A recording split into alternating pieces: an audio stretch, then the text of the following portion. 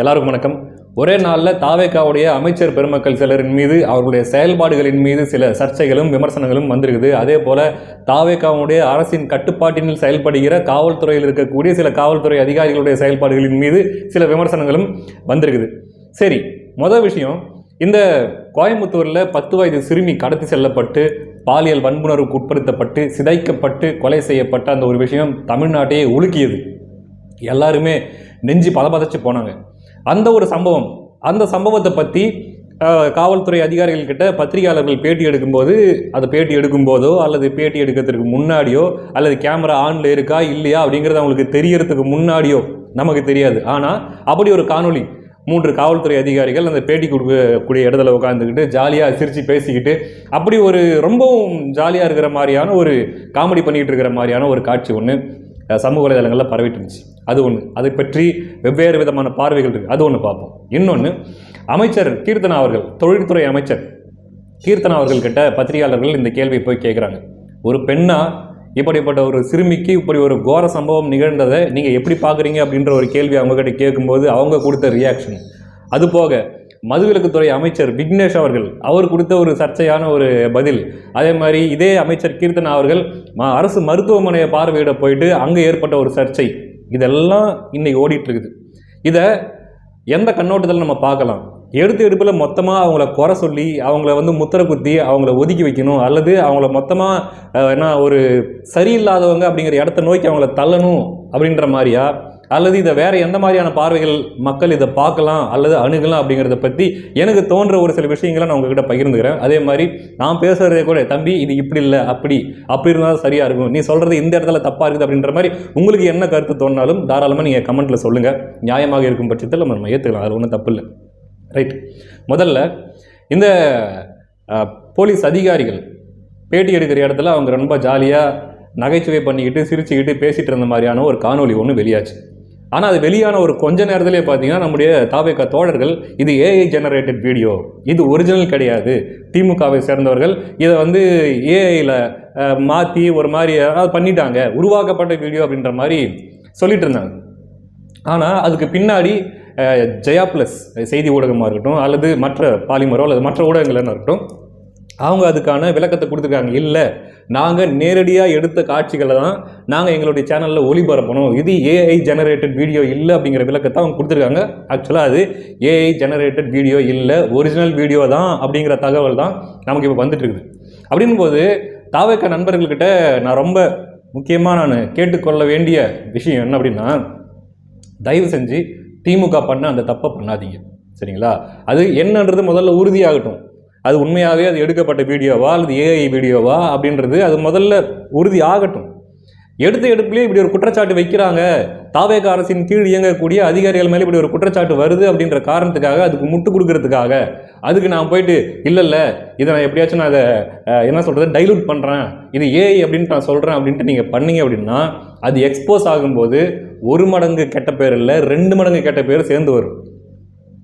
இப்படி ஒரு பண்ணியிருக்கிறாங்களே அப்படின்ற அவப்பெயரோட சேர்ந்து ஏஐ வீடியோன்னு சொல்லி இவங்க அதுக்கு முட்டு கொடுக்குறாங்க அப்படின்ற கூட இன்னொரு கெட்ட பேரும் சேர்ந்து வரும் அப்படின்றத நான் சொல்லிக்கிறேன். ஏன்னா யாருக்காக இருந்தாலும் அது தன்னுடைய ஆட்சி, அது திமுகவாக இருந்தாலும் சரி மற்ற கட்சிகளாக இருந்தாலும் சரி, தன்னுடைய ஆட்சிக்கு ஒரு அவப்பெயர் வருதுன்னு போது எப்படியாச்சும் அதை முட்டு கொடுத்து காப்பாற்றணும் அப்படின்னு தான் நினைப்பாங்களே தவிர, ஆமாம் இது தவறு தான், இதை செஞ்சுருக்க கூடாது அப்படின்னு கண்டிக்கிறவங்க பார்த்தீங்கன்னா ரொம்ப ஒரு சிலர் தான் இருப்பாங்க. இப்போது மாற்றம் அப்படின்னு சொல்லி தான் தாவேகா ஆட்சிக்கு வந்திருக்குது. நாங்கள் திமுக மாதிரியோ அல்லது அதிமுக மாதிரியோ மற்ற கட்சிகள் மாதிரியோ இல்லை, நாங்கள் இது எல்லாத்துக்கும் நாங்கள் மாற்று, நாங்கள் ஒரு தூய சக்தியாக வந்திருக்கோம் அப்படின்ற அந்த ஒரு ப்ராமிஸின் அடிப்படையில் தான் தாவேகா ஆட்சி அமைச்சிருக்குது. அப்படின்னும் போது திமுக செய்த அதே தவறை அந்த முட்டு கொடுக்கறது, அதே மாதிரி யாரெல்லாம் விமர்சிக்கிறாங்களோ அவங்கள போய் திட்டுறது, அவங்கள கடிச்சு வைக்கிறது, இந்த மாதிரியான வேலைகளை தாவேகா செஞ்சாங்க அப்படின்னா கூடிய சீக்கிரம் ரொம்ப சீக்கிரமே எக்ஸ்போஸ் ஆயிடுவாங்க அப்படிங்கிறதுல எந்த மாற்று கருத்தும் இல்லை. நீங்கள் இப்போ இந்த கருத்தை நான் சொல்கிறது கூட நீங்கள் என்ன திட்டலாம், இல்லை என்ன விமர்சனம் பண்ணலாம், என்ன வேணால் பண்ணலாம். ஆனால் அந்த உங்கள் ஐடி விங்னு ஒன்று இருக்குல்ல, நீங்கள் கட்டமைச்சு வச்சுருக்கீங்க இல்லையா, அது மட்டுமே உலகம் கிடையாது. மக்கள் உங்களுடைய ட்வீட்டுகளை மட்டுமே அல்லது உங்களுடைய கருத்துக்களை மட்டுமே பார்க்குறதும் கிடையாது, எல்லாத்தையும் பார்க்குறாங்க.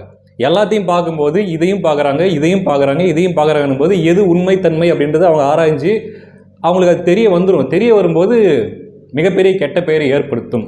அதனால் அந்த மாதிரியான முட்டு கொடுக்கக்கூடிய வேலைகளை தயவு செஞ்சு செய்யாதீங்க. அது அரசுக்கும் சரி கட்சிக்கும் சரி மிகப்பெரிய கெட்ட பேர் அமையறதுக்கான ஒரு வாய்ப்பு இருக்குது. ஒன்று. ரெண்டாவது விஷயம், அப்படி அவங்க சிரித்து பேசிகிட்டு இருந்தது என்ன அவ்வளோ பெரிய குற்றமா? உண்மையாகவே அவங்க சிரித்து பேசுனதாவே வச்சுக்கலாமே அந்த காவல்துறை அதிகாரிகள், அது என்ன அவ்வளோ பெரிய குற்றமா அப்படின்னு பார்த்தா உண்மையிலே சென்சிபிளாக நம்ம யோசிக்கிறோம் அப்படின்னா, அதாவது நம்ம ஒரு இடத்துல உட்காந்துருக்கோம், ஊடகங்கள் நம்மளை இப்போ பேட்டி எடுக்கிறதுக்காக வந்து இருக்காங்க, காத்துட்டு இருக்காங்க, கேமரா ஆனில் இருக்குது. எந்த விஷயத்தை பற்றி நம்ம கிட்ட கேட்க போகிறாங்கன்றது நமக்கு தெரியும். எந்த விஷயத்தை பற்றி கேட்க போகிறாங்க? அந்த கோவையில் நடந்த அந்த சிறுமிக்கு ஏற்பட்ட ஒரு கொடூரத்தை பற்றி நம்மக்கிட்ட கேட்க போகிறாங்க அப்படின்னும் போது அந்த நேரத்தில் நம்முடைய ஆக்டிவிட்டீஸ், நம்முடைய பிஹேவியர் எப்படி இருக்கணும் அப்படின்ற ஒரு காமன் சென்ஸ் அப்படிங்கிறது காவல்துறை அதிகாரிகளுக்கு இருந்திருக்க வேண்டும். நான் இல்லைன்னா சொல்ல மாட்டேன். என்னதான் அவர்கள் வந்து இந்த மாதிரியான கேசஸ், ஏன்னா காவல்துறை அதிகாரிகளுக்கு பற்றி உங்களுக்கு நல்லாவே தெரியும், அவங்க டெய்லி இந்த மாதிரியான கேஸை அவங்க கேட்டுக்கிட்டே இருப்பாங்க. இது அவங்க அன்றாடம் வாழ்கிற வாழ்க்கையில் அது ஒரு பார்ட்டு. இப்போ நம்ம எப்படி நம்ம சாப்பிட்றோம், குளிக்கிறோம், அல்லது நம்ம வேலைக்கு போகிறோம் வர்றோம், இந்த ஒரு ரொட்டீன் இருக்குது பார்த்தீங்களா? அந்த மாதிரி இந்த மாதிரியான செய்திகள், கொலை கொள்ளை, பாலியல் வன்புணர்வு, இந்த மாதிரி ஒரு கொடூரமான ஒரு சம்பவம், இதெல்லாம் அவங்களுக்கு அன்றாடமாக கேள்விப்பட்டு அன்றாடமாக அவங்க டீல் பண்ணக்கூடிய ஒரு விஷயம். அப்போது நமக்கு இருக்கக்கூடிய இந்த மாதிரியான ஒரு விஷயத்தை நம்ம கேட்கும்போது நமக்கு ஏற்படக்கூடிய அந்த ஒரு எமோஷனல் பிரேக் டவுன் ஒன்று இருக்குல்ல, நம்ம உணர்ச்சி வயப்படக்கூடிய ஒரு விஷயம்னு ஒன்று இருக்குல்ல, அந்த ஒரு எமோஷன் போலீஸ்க்கு வராது. ஏன்னா அவங்க டெய்லியுமே இதில் டீல் பண்ணிட்டு இருக்கிறாங்க. அவங்களுக்கு இது ஒரு செய்தி, இது கேஸு, 1008 கேஸில் இதுவும் ஒரு கேஸ் அப்படின் போது நம்ம அதை சீரியஸாக எடுத்துக்கிற அளவுக்கு, அல்லது நம்ம பிரெயின் அதை சீரியஸாக ஃபங்க்ஷன் பண்ணுற அளவுக்கு அவங்க பிரெயின் ஃபங்க்ஷன் பண்ணுமா அப்படின்னா பண்ணாது. எப்படி ஒரு மருத்துவர் வந்து ஆப்ரேஷன் பண்ணுறது, கத்தியை வச்சு ஒரு உடம்பை கிழிக்கிறது அப்படின்றது நமக்கு அது பார்க்கும்போது கையெல்லாம் நடுங்கும், உடம்பெல்லாம் உதறும். ஆனால் அவங்களுக்கு அது சர்வசாதாரணம் இல்லையா? எந்தெந்த மாதிரியான டிசைனான கேசஸ், எவ்வளோ கோர விபத்தை சந்திச்சிருக்கக்கூடிய அந்த மாதிரி கேசஸ்லாம் அவங்க பார்த்துருப்பாங்க. ஸோ அவங்களுக்கு அது நார்மல். அப்படின்னும் போது அவங்க என்ன சீரியஸாக வெளில என்ன கொஞ்சம் கூட ஒரு அந்த குழந்தைய நினச்சி அந்த ஒரு துக்கமோ அந்த வேதனையோ அவங்க முகத்தில் தெரியல, அவங்க கண்ணிலேருந்து ஒரு சொட்டு கண்ணீர் கூட வரல, என்ன அப்படி இருக்கிறாங்க அப்படின்ற அப்படி நம்ம 19 அவங்க மேலே வர சொல்ல முடியாது. ஏன்னா அவங்க everyday they are dealing with such cases. அப்படின்னும் போது அந்த ஒரு விஷயத்தை நம்மளால் புரிஞ்சிக்க முடியுது. ஆனால் அந்த இடத்துல நீங்கள் பிஹேவ் பண்ணுறீங்க, இப்படிப்பட்ட ஒரு சென்சிபிளான, அதாவது சென்சிட்டிவான ஒரு விஷயத்தை நீங்கள் பிஹேவ் பண்ண ஒரு விஷயத்துக்கு நீங்கள் பேட்டி கொடுக்குறதுக்காக உட்காந்துருக்கீங்க அப்படின்னும் போது இன்னும் கொஞ்சம் கூடுதல் சென்சிபிளோட, கொஞ்சம் பொறுப்புணர்வோடு அவர்கள் நடந்திருக்க வேண்டும் அப்படிங்கிறது தான் நம்மளுடைய குற்றச்சாட்டாகவும் இருக்குது, கோரிக்கையாகவும் இருக்குது. இது ஒரு விஷயம். இன்னொரு விஷயம் கூட பார்த்தீங்கன்னா, அதே ஒரு காவல்துறை அதிகாரி ANI அப்படிங்கிற ஒரு ஆங்கில ஊடகத்துக்கு அவங்க பேட்டி கொடுக்குறாங்க. 2 பேரை நாங்கள் அரெஸ்ட் பண்ணியிருக்கோம், அடுத்து எங்களுடைய உயர் அதிகாரிகள் வருவாங்க, வந்ததுக்கப்புறமா அடுத்து என்னென்ன ப்ரொசீஜர் இருக்குது, என்னென்ன ஃபார்மாலிட்டி இருக்குதுன்றதை பார்த்து நாங்கள் அடுத்து ப்ரொசீட் பண்ணுவோம், நடவடிக்கை எடுப்போன்ற மாதிரி அவங்க சொல்கிறாங்க. ரைட்டு. ஆனால் நீங்கள் அந்த ஊடகத்துக்கு பேட்டி கொடுக்கும்போது ரொம்ப கேஷுவலாக, ரொம்ப ஜாலியாக சிரிச்சுக்கிட்டு நீங்கள் பேட்டி கொடுக்குறது, இது எப்படி தெரியுமா இருக்குது? அதை பார்க்கும்போது ஒருவேளை அந்த வீடியோவை மியூட் பண்ணிவிட்டு பார்த்தா வச்சுங்களேன், எந்த மாதிரியான பேட்டி அவங்க கொடுக்குற மாதிரி நமக்கு தோணும் அப்படின்னா, இவர் தான் ஒரு திருட ஒருத்தர் பிக் பாக்கெட் அடிச்சுட்டு போலீஸ்ன்றதே தெரியாமல் போலீஸ் பாக்கெட்லேயே கை வச்சுட்டு அது போலீஸ்ன்றதை தெரிஞ்சு தப்பிச்சு ஓடும்போது கீழே உளுந்து அப்புறமா நாங்கள் போய் பிடிச்சி இழுத்துட்டு வந்தோம், அப்படி ஒரு காமெடியாக ஒன்று கேஸ் ஆகிப்போச்சு அப்படின்ட்டு எப்படி ஒரு காமெடியான விஷயத்தை எக்ஸ்பிளைன் பண்ணுவாங்களோ அந்த மாதிரி இந்த ஒரு கேஸை, இந்த கோவை சிறுமிக்கு ஏற்பட்ட இந்த ஒரு கேஸை வந்து அவங்க அந்த ஒரு முக பாவனையில் அவங்க எக்ஸ்பிளைன் பண்ணுறாங்க. ஸோ இது எல்லாமே அரசாங்கத்திற்கு ஒரு கெட்ட பெயரை ஏற்படுத்தும். வெறும் காவல்துறைக்கு மட்டும் கெட்ட பெயர் ஏற்படுத்தாது, அந்த காவல்துறையை தன்னுடைய கட்டுப்பாட்டில் வைத்திருக்கக்கூடிய அரசுக்கும் சேர்த்து கெட்ட பெயரை ஏற்படுத்தும். அப்படிங்கிறத அதிகாரிகளும் உள்வாங்கி கொண்டு அவங்க தப்பு பண்ணுறாங்க, அவங்க என்ன சொல்கிறது அப்படிலாம் நான் சொல்ல. அதே போல் காவல்துறையினுடைய உழைப்பையும் அவருடைய பணியையும் நம்ம எந்த குறையும் சொல்ல. அதே மாதிரி இந்த விஷயம்லாம் தெரியாத அளவுக்கு அவங்க இக்னரண்ட்டாக இருக்காங்க அப்படின்ற மாதிரி கூட நம்ம சொல்ல. சமீபத்திலேயும் கூட அந்த பகுதியை சேர்ந்த ஒரு பெண்ணுடைய ஒரு காணொலி ஒன்று வெளியே வந்துச்சு. அவங்க என்ன சொல்கிறாங்க அப்படின்னா, அந்த அம்மாவுக்கு, அந்த சிறுமியினுடைய அம்மாவுக்கு அவங்க காணாமல் போனது, வெளியில் போனது எதுவுமே அடுத்த நாள் காலையில் வரைக்கும் தெரியல. அந்த மாதிரியான கண்டிஷனில் அவங்க இருந்தாங்க. எந்த மாதிரியான கண்டிஷன் உங்களுக்கு புரியும்னு நினைக்கிறேன். அடுத்த நாள் காலையில் போயிட்டு 7 மணிக்கு தான் அவங்க எழுப்பும்போது என்னாச்சுன்னு ஒரு மாதிரி பார்த்தாங்க. அந்தளவு தான் அந்த குழந்தை மேலே இவங்களுக்கு அக்கறை இருந்திருக்குது. ஒரு வீட்டில் ஒரு குழந்தை காணாமல் போனால் ஒரு 10 நிமிஷம் வீட்டில் இல்லைன்னா கூட வீட்டில் இருக்கிறவங்களாம் பதறிடுவாங்க. ஆனால் அவ்வளோ நேரம் அந்த சிறுமியை காணும். ஆனால் அந்த பெண்ணுடைய, அந்த சிறுமியினுடைய தாயார் வந்து அதை கவனிக்க முடியாத ஒரு நிலைமையில் இருந்தாங்க. அவங்களுடைய தந்தையும் அடுத்த நாள் காலையில் 7 மணிக்கு தான் வந்தார். அவங்களுக்கும் கூட தெரியல. ஆனால் காவல்துறை ராப்பகலாக தேடி அந்த இதை கண்டுபிடிக்கிறதுக்கான எல்லா வேலையும் செஞ்சிச்சு அப்படின்ற மாதிரி அந்த பெண்ணுடைய காணொலியை பார்க்க முடிஞ்சு.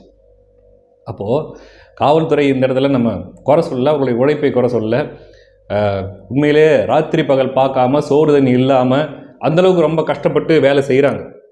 நம்ம சொல்ல ஒரு விஷயம் என்ன அப்படின்னா, இந்த மாதிரியான ஒரு சீரியஸான ஒரு விஷயம். ஏன்னா காவல்துறை இது அன்றாடம் சந்திக்கிற ஒரு விஷயமா இருந்தாலும் கூட பொதுமக்களுக்கு ஒரு 10 வயது சிறுமி இந்த அளவுக்கு ஒரு கொடூரமான முறையில் கடத்தப்பட்டு இந்த மாதிரி ஒரு ஒரு கொடூரத்துக்கு ஆளாயிருக்குதுன்னும் போது அதை பற்றி நம்ம பேசுகிறோன்னா அதுக்கான ஒரு சீரியஸ்னஸ் நம்மக்கிட்ட அந்த பேச்சில் இருக்கணும் இல்லை. அப்படி இல்லாமல் ஏதோ ஒரு ஃபன்னாக பேசுகிற மாதிரி பேசினா இது பார்க்குறவங்களுக்கு ஒரு முகசுழிப்பை ஏற்படுத்தும் இல்லை அப்படின்ற ஒரு தோற்றம் மக்களுக்கு ஏற்படும் அப்படிங்கிறத நான் சொல்லுவேன். 1.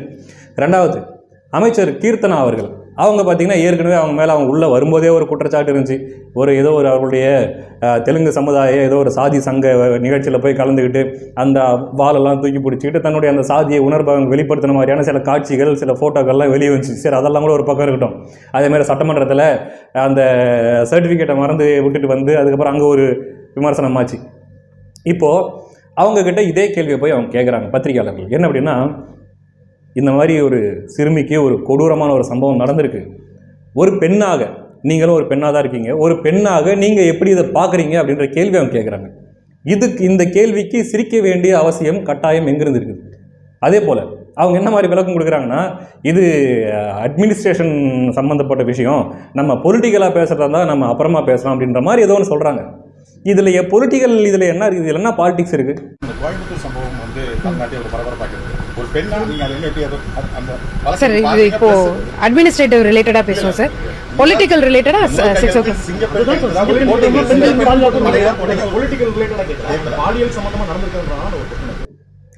உங்களுக்கு இதுக்கு என்ன மாதிரியான பதில் கொடுக்கணும், எந்த மாதிரி இதுக்கு ரியாக்ட் பண்ணணும்னு தெரிஞ்சால் நீங்கள் ரியாக்ட் பண்ணுங்கள், பதில் கொடுங்க. நான் யாரையும் குறையா சொல்ல. மேபி நீங்கள் இப்போ புதுசாக வந்திருக்கீங்க, பத்திரிகையாளர் சந்திப்பு, திடீர்னு மைக்கை கொண்டாந்து முன்னாடி வச்சிட்டாங்க, எப்படி ரியாக்ட் பண்ணுறதுன்னு தெரியல, எப்படி பேசுறதுன்னு தெரியல அப்படின்னா தயவு செஞ்சு ஒதுங்கிக்கங்க. நீங்கள் எப்போ உங்களுக்கு அதெல்லாம் கை தேர்ந்தவங்களா வர்றீங்களோ அப்போ நீங்கள் வந்து பேட்டி கொடுங்க, அல்லது எப்போ நீங்கள் பக்குவப்படுறீங்களோ அப்போ நீங்கள் இதுக்கெல்லாம் பதில் சொல்லுங்கள். அப்படி இன்னும் அந்த பக்குவம் அடையாத பட்சத்தில் பேசாமல் நீங்கள் பத்திரிகையாளர்கள் பதில் சொல்லாமல் கூட நீங்கள் தவிர்த்துட்டு போயிடலாம். ஆனால் இவ்வளோ ஒரு சீரியஸ் இஷ்யூக்கு வந்து நீங்கள் சிரிச்சுக்கிட்டே பேட்டி கொடுக்குறதும், அதே போல் இது வந்து பொலிட்டிக்கல் விஷயத்தெல்லாம் நம்ம அப்புறம் பேசலாம். இதில் என்ன பொலிட்டிக்கல் இருக்குது? இது என்ன மாதிரியான பதில்? இது எனக்கு ஒன்றும் புரியல. அப்போது இதையெல்லாம் பார்க்கும்போது மக்களுக்கு என்ன தோணும்? பாடுறா, இவ்வளோதான் இவங்களுடைய மக்கள் நலன் மேலே, சிறு குழந்தைகளுடைய பாதுகாப்பு மேலே, பெண்கள் பாதுகாப்பு மேலே அக்கறை இவ்வளோதானா? ஒரு பெண்ணாக இருந்துக்கிட்டு இப்படிப்பட்ட ஒரு கேள்விக்கு இந்த மாதிரியான ஒரு முகத்தோரணையோடு இவங்க பதில் சொல்கிறாங்கன்னா இது எந்த மாதிரியான அமைச்சர் அப்படின்ற விமர்சனங்கள் மக்கள் மத்தியில் எழத்தான் செய்யும். அதை தடுக்க முடியாது. அது எப்படி நீங்கள் பேசலாம், இன்றைக்கி தானே வந்திருக்கிறாங்க, அவங்களுக்கு கொஞ்சம் டைம் கொடுங்க அப்படிலாம் நம்ம சொல்ல முடியாது. எல்லா விஷயத்துக்கெல்லாம் எங்களுக்கு டைம் கொடுங்கன்னு நம்ம கேட்க முடியாது.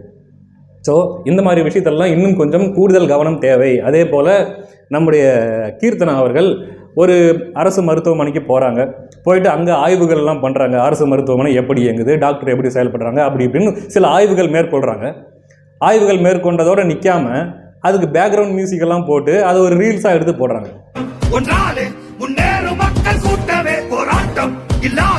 உண்மையிலே சொல்கிறேன், ரீல்ஸால் ஆட்சிக்கு வந்தவங்க தான் தாவேகா அப்படின்ற ஒரு குற்றச்சாட்டு ஆல்ரெடி இருக்குது. திமுக வந்து சொல்லிட்டு இருக்குது, மற்ற எதிரில் இருக்கக்கூடிய கட்சிகள் சொல்லிட்டு இருக்கிறாங்க. அது கூட பரவாயில்ல விடுங்க.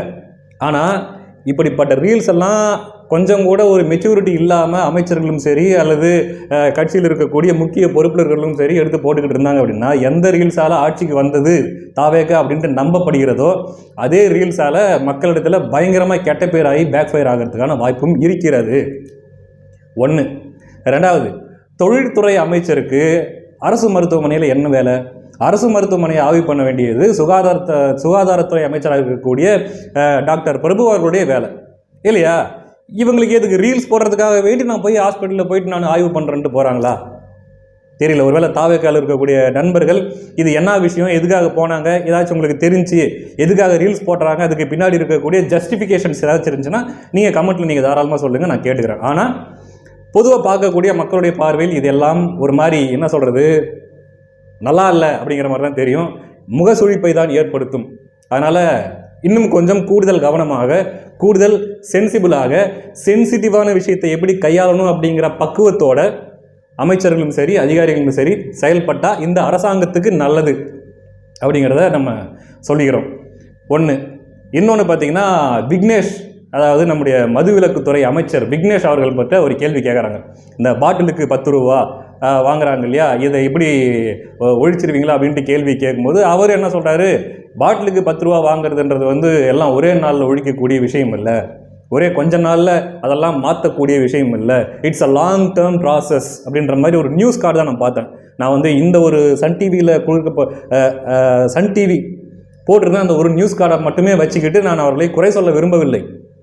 ஆனால் ஒருவேளை அப்படி தான் அவர் சொல்லியிருக்காரு, லாங் டேர்ம் ப்ராசஸாக இது பண்ண முடியும், எடுப்பில் இதெல்லாம் சரி பண்ண முடியாது அப்படின்னு அவர் சொல்லியிருந்தார் அப்படின்னா உண்மையிலே ஒரு மிகப்பெரிய தவறான ஒரு போக்கு இது. ஏன்னா விஜய் அவர்கள் கரூரில் அந்த மாநாட்டில், கரூர் மாநாடு இல்லை, அந்த கரூர் கூட்டத்தில் நின்று என்ன பாட்டு பாடினாரு அப்படிங்கிறது உங்களுக்கு நல்லாவே தெரியும். ஞாபகம் தானே? பாட்டிலுக்கு 10 ரூபா, பாட்டிலுக்கு 10 ரூபா, பாட்டிலுக்கு 10 ரூபா, பாட்டிலுக்கு 10 ரூபா. அதனால இந்த மாதிரியான விஷயத்த சிஎம் சார் அவர்கள் ஒரு பாட்டாவே பாடி அதை ஒரு குறையா சொல்லி அதன் மூலமா ஆட்சிக்கு வந்துட்டு மறுபடியும் தன்னுடைய ஆட்சியில இருக்கக்கூடிய மதுவிலக்குத்துறை அமைச்சர் வந்து இல்லை, இது ஒரு லாங் டேர்ம் ப்ராசஸ், உடனடியாக இதை பண்ண முடியாது அப்படின்ட்டு சொல்லி இருந்தாரு அப்படின்னா இது மக்கள் எப்படி பார்ப்பாங்க அப்படிங்கிறத நான் உங்கள் பார்வைக்கு நான் விட்டுறேன்.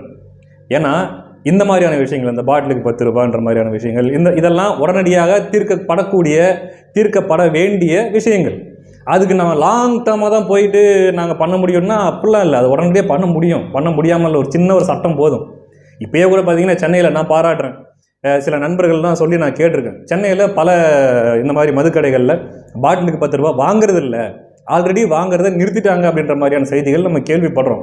ஆனால் தமிழ்நாடு ஃபுல்லாக இது பண்ணணும் அப்படின்னா பண்ண வைக்க முடியும், ஒரே சட்டத்தில் பண்ண வைக்க முடியும். அதுக்கு வந்து இந்த மாதிரி சாக்கு போக்கு சொல்லிக்கிட்டு இருக்கிறது ஏற்புடையதல்ல. அதனால தான் நான் திரும்ப சொல்லிட்டு இருக்கிறேன், உங்களுக்கு பத்திரிகையாளர்களை அல்லது ப்ரெஸ்ஸை ஹேண்டில் பண்ண தெரியல, அதுக்கு எப்படி சென்சிபிளான பதில் கொடுக்க தெரியல அப்படின்னா கொஞ்ச நாளைக்கு இன்னும் கொஞ்சம் பழகுங்கள், இன்னும் கொஞ்சம் கற்றுக்கொள்ளுங்கள், அதுக்கப்புறமா வந்து இந்த மாதிரியான விஷயத்தை நீங்கள் ஹேண்டில் பண்ணுங்கள், போய் எடுத்தங்கவுத்தன் அப்படின்ட்டு போயிட்டு மாட்டிக்காதீங்க அப்படின்றத நான் சொல்ல விரும்புகிறேன். நான் மறுபடியும் சொல்கிறேன், யாரையுமே நான் தப்பானவங்கன்னு சொல்ல, யாருமே வந்து முத்திரை குத்த விரும்பலை, எடுப்பில் நான் குத்த விரும்பலை. புதுசாக தான் வந்திருக்காங்க, புது கவர்மெண்ட்டு, அமைச்சர்கள் எல்லாருமே அனுபவமற்றவர்கள், இதுக்கு மேலே தான் அவங்களுக்கு அனுபவம் கிடைக்க போகுது. ஆனால் தொடர்ச்சியாக பேக் டு பேக் இந்த மாதிரி நடந்துக்கிட்டு இருந்துச்சுன்னா எல்லா நேரமும் மக்கள் அட பாவண்டா இப்போ தாண்டா வந்திருக்கிறாங்க அப்படின்லாம் பார்க்க மாட்டாங்க. அதனால் கூடிய சீக்கிரம் எவ்வளோ சீக்கிரம் முடியுமோ அவ்வளோ சீக்கிரம் இந்த குறைகளெல்லாம் சரி செய்து கொண்டால் அது தாவேகா கட்சிக்கும் சரி, தாவேகாவுடைய ஆட்சிக்கும் சரி, தமிழ்நாட்டு மக்களுக்கும் சரி அது நல்லதாக இருக்கும் அப்படிங்கிறத நான் இந்த நேரத்தில் பதிவு பண்ணிக்கிறேன். காவல்துறை அதிகாரிகளும் சரி, அமைச்சர்களும் சரி, எந்தெந்த இடத்துல நம்ம தவறு பண்ணியிருக்கோம், மக்கள் நம்மளை விமர்சிக்கிறாங்க அப்படின்றதுக்காக வேண்டி மக்களை கோவப்படுறதோ அல்லது எதிர்க்கட்சிகள் நம்மளை விமர்சிக்கிறாங்க அப்படின்றதுக்காக வேண்டி எதிர்க்கட்சிகள் மேலே கோவப்படுறதை விட்டுட்டு நம்ம எந்த இடத்துல தவறு பண்ணியிருக்கோம் அப்படிங்கிறத பார்த்துக்கிட்டு அதை சரி பண்ணிக்கிற முயற்சியை நீங்கள் ஈடுபட்டீங்க அப்படின்னா மக்கள் பாராட்டுகிற ஆட்சியாக கட்சியாக இது இருக்கும் அப்படிங்கிறத நான் சொல்லிக்கிறேன். அடுத்த வீடியோவில் சந்திக்கலாம். இதுக்கு முன்னாடி இதில் உங்களுடைய கருத்துக்கள் எதுவாக இருந்தாலும் சரி, நான் பேசுனது ஏதாச்சும் தப்பாக இருந்தாலும் சரி, அல்லது என்ன கருத்தாக இருந்தாலும் சரி, உங்களுடைய கருத்துக்களை தாராளமாக நீங்கள் கமெண்ட்டில் சொல்லுங்கள். அடுத்த வீடியோவில் சந்திக்கலாம். நன்றி.